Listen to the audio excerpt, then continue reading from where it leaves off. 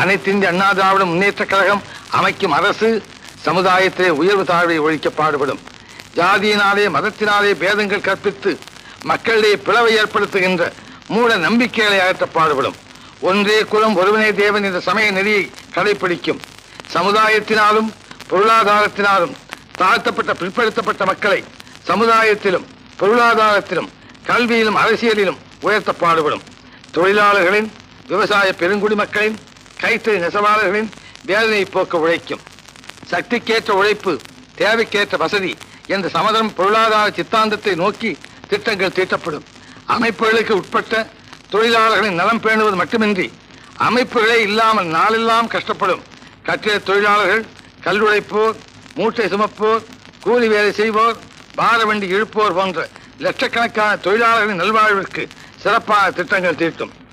ஆண்டில் பாதி நாள் விவசாய தொழில் ஈடுபட்டு மீதி நாளில் கஷ்டப்படும் விவசாய தொழிலாளர்களுக்கு மாற்றுத் தொழில் ஏற்படுத்துவது குறித்து திட்டங்கள் தீட்டி நிறைவேற்றும். ஆண்டுதோறும் திட்டங்கள் தீட்டும் போது சமுதாயத்தில் பின்தங்கியவரின் நலன்களுக்கு முதல் இடம் தரப்படுவதைப் போல் நாட்டின் பின்தங்கிய கிராமப்புற திட்டங்களுக்கும் முதல் இடம் கொடுக்கப்படும்.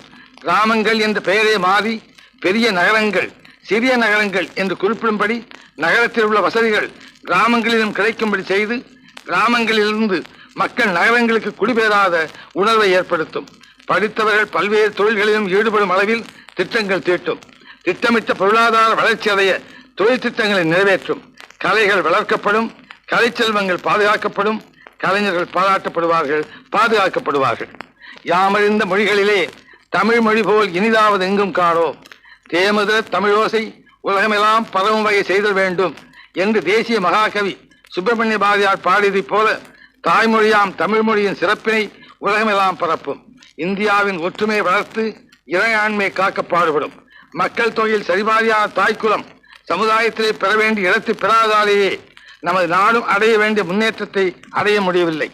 பெண்கள் கல்வி, பெண்கள் உயர்வு, பெண்கள் உத்தியோகம் என்றெல்லாம் பேசுகிறோம்.